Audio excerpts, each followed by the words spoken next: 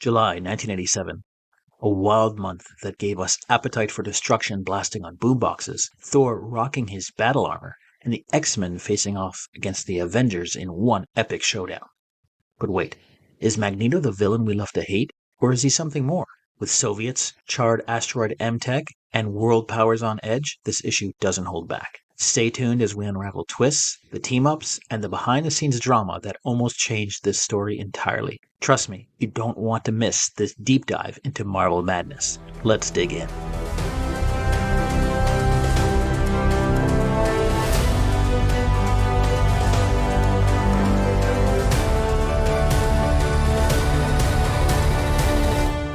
Marvel's The X-Men vs. the Avengers #4 hit store shelves and spinner racks in July of 1987. It is the finale of a 4-part miniseries, which was the first of its kind for these two teams. The hunt for Magneto focuses in on the island of Singapore. After charred remnants of Asteroid M, Magneto's secret base from a bygone era, begin to rain down on Earth, he leaves his fellow X-Men behind and races to uncover the technology. The Avengers are called in as the world doesn't completely trust Magneto or the X-Men.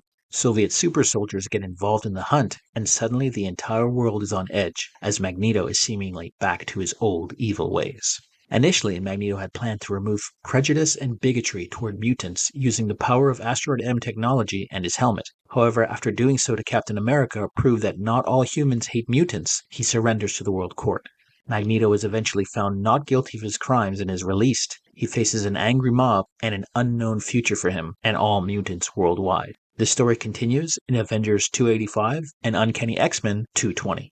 It is worth noting that X-Men vs. the Avengers 1 through 3 were all written by Roger Stern. However, this issue was credited to Tom DeFalco, who is listed as co-plotter alongside editor-in-chief Jim Shooter. Apparently, Stern and DeFalco had issues over the ending of the story. The original plot for this issue would have had Magneto reveal his intentions and shift back into his true villain role once again. The various hero teams would set aside their differences and unite to fight Magneto and his plot to brainwash all of humanity. DeFalco was in fact Marvel's 10th editor-in-chief at this time, as he was promoted in April of 1987, but only effective in comics dated November and afterwards. He served from 1987 to 1994, making him one of the longest-serving individuals to hold that post.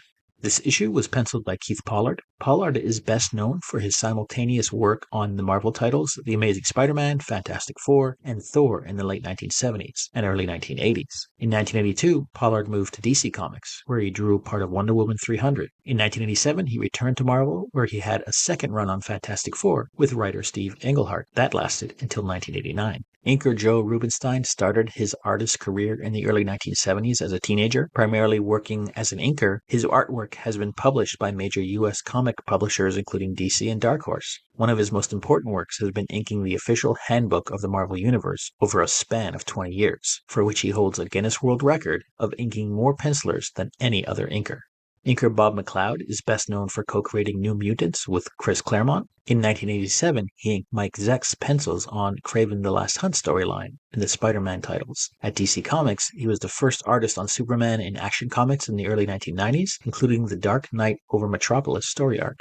Inker Al Williamson has had a long-running career as both artist and inker, working for both DC and Marvel, where he inks such pencilers as John Buscema, Gene Colan, Rick Leonardi, Mike Mignola, Pat O'Liffey, John Romita Jr., Lee Weeks, and many others. Williamson won 9 industry awards for Best Inker between 1988 and 1997. Inker Al Milgrom has worked as a writer, penciler, inker, and editor, primarily for Marvel Comics. Milgrom started his comics career in 1972 as an assistant for inker Murphy Anderson. Milgrom came into prominence as a penciler on Captain Marvel from 1975 to 77. He served an 8-year stint as the inker for X Factor in 1989 to 1997 and is a co-creator of DC superhero Firestorm. Colorist Christy Max Scheel is an influential American artist known for her work as a comic book colorist and fine art painter. She began her career in comics with Marvel, thanks to connections with industry professionals like Denny O'Neil. Scheel made a significant impact as a colorist, particularly on over 100 issues of Daredevil, collaborating with legendary artists like Frank Miller and Klaus Janson. She also contributed to Moon Knight with Bill Stankiewicz. Her coloring style emphasized harmony and composition, bringing depth to her storytelling. Her nickname Max originated in 1982 as a playful moniker from letterer Denny Crespi and stuck throughout her career. Letterer Joe Rosen has worked on such titles as The Fantastic Four, Captain America, Daredevil, Spider-Man, G.I. Joe, The Incredible Hulk, The Further Adventures of Indiana Jones, and X Factor. He also lettered the DC Marvel intercompany crossover book Superman and Spider-Man. Rosen has worked for Fawcett, DC, and Harvey Comics. Beginning in the 1980s and throughout the rest of his career, Rosen worked almost exclusively for Marvel. In 1975, he began lettering Daredevil. Rosen would work on 127 issues of the comic for over 16 years. His brother Sam Rosen is also a longtime Marvel Comics letterer. Mark Gruenwald worked for Marvel his entire career. Gruenwald was promoted to full editorship by Marvel editor-in-chief Jim Shooter in 1982. His responsibilities included the Avengers, Captain America, Iron Man, Thor, Spider-Woman, and What If. Gruenwald was famous for his perfect recollection of even the most trivial of details.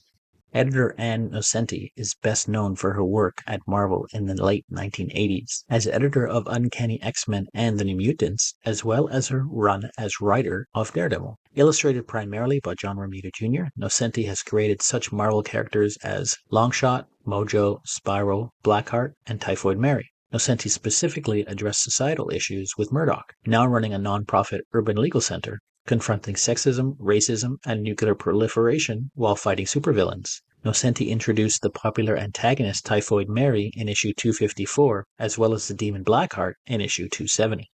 Despite his success in revitalizing Marvel, editor-in-chief at the time Jim Shooter angered and alienated a number of longtime Marvel creators by insisting on strong editorial control and strict adherence to deadlines. Shooter occasionally found himself in well-publicized conflicts with some writers and artists. Creators such as Steve Gerber, Marv Wolfman, Gene Colan, John Byrne, and Doug Moench left to work for DC or other companies. Shooter was fired from Marvel on April 15, 1987, but is still credited on this issue. Channel 11 News Singapore does not exist. By 1987, there were at least 5 different channels broadcasting in the region. Currently, Singapore's #1 news channel is CNA, formerly called Channel News Asia. By the way, the text on this panel translates to Luo Bingishi Medical Gandiao. Text on the right appears to be gibberish. This issue is printed on thicker paper than what is typical for this time. Most comics printed from the early days until the early 90s were 4-color process printed on newsprint, same as newspaper comics. There were some comics starting in the 70s that were printed on better paper stock. Marvel liked to call them prestige editions sometimes. They used a much thicker paper stock in that newsprint. Sharp-eyed readers may notice Thor's intricate armor in this issue. This is known as his battle armor. At first only used as a tool to protect himself from a curse brought on by Hela, Thor's battle armor was often used during periods of war. Did you know he also donned a large beard to cover the scars on his face brought on by Hela's curse? The first version of the armor Thor owned was eventually destroyed during an intense battle on the planet Pangoria. It is presumed Thor soon after rebuilt the armor, as he wore it once again to fight an evil duplicate of himself after being weakened by another curse, this time placed on him by Loki. Siblings, am I right? Marvel's first go at an X-Men vs. Avengers crossover ends with a slight whimper as opposed to a bang. The 4-part series was primarily written by another team before DeFalco and Shooter took over duties for this last issue. Unfortunately, the glaring change of tone and voice is evident here, as it appears the storyline was building up to something vastly different than from what was eventually published. Far from turning Magneto back into his full villain role, the writers decided he would give himself up to the world courts, only to then counter their authority by declaring himself outside their jurisdiction. This clearly seems to have been a last-minute editorial decision by Marvel and ruffled more than a few feathers. Glaring story pivot aside, this issue was drawn, inked, and colored beautifully by the team mentioned earlier. This is a rare case where 4 individual inkers were used. However, McLeod, Williamson, and Milgram are credited as additional inkers. I'm not the biggest fan of the cover by Pollard and Rubenstein, as I don't often care for the floating heads look. These often look comical to me, as is the case here. Near mint issues of this comic are going for $60 on PriceCharting.com, and I am seeing one issue selling for $22 on eBay. In 1987, there were roughly 789,000 comics published between a relatively few number of publishers in the market. The majority of these comics were Marvel, and the top title was X-Men.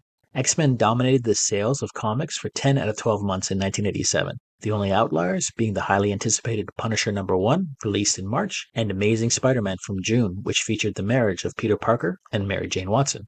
Just a year prior, in 1986, Marvel's parent, Marvel Entertainment Group, was sold to New World Entertainment, which within 3 years sold it to McAndrews and Forbes, owned by Revlon executive Ronald Perelman. For more on what Perelman did to the company, check out one of my previous videos. The ads in this issue are a mix of junk food, toys, and entertainment, the three essentials to any adolescent diet. Mars was promoting M&Ms, while Oreo and Disney were cross-promoting the Mickey Mouse Club. Tang was offering swag in return for Tang labels, and some cash, of course. I mean, who wouldn't want to be the big orange big shot? Leaf was promoting Rainbow and Super Bubble candy, and TSR was advertising Dragonlance, the Magic of Kryn novel. The book is a compilation of 10 short stories from various authors taking place in the fictional world of Kryn. And New World Pictures was promoting a sequel to the R-rated House horror film called House 2: The Second Story. This PG follow-up was written by Fred Decker of Monster Squad, Night of the Creeps, RoboCop 3, and Predator fame. This week, I wanted to find a comic shop in Singapore where all the action of this issue takes place. If you are ever in the region, I suggest you check out G&B Comics, located at 809 French Road in Singapore, or check them out at comic.com.sg. Thanks for checking out this video. If you want to see more, please hit like and subscribe. If you have suggestions for comics you want me to deep dive into, please leave a comment below. Please help and support real artists. AI is great for a lot of things, but not for creating art and replacing artists. Thank you.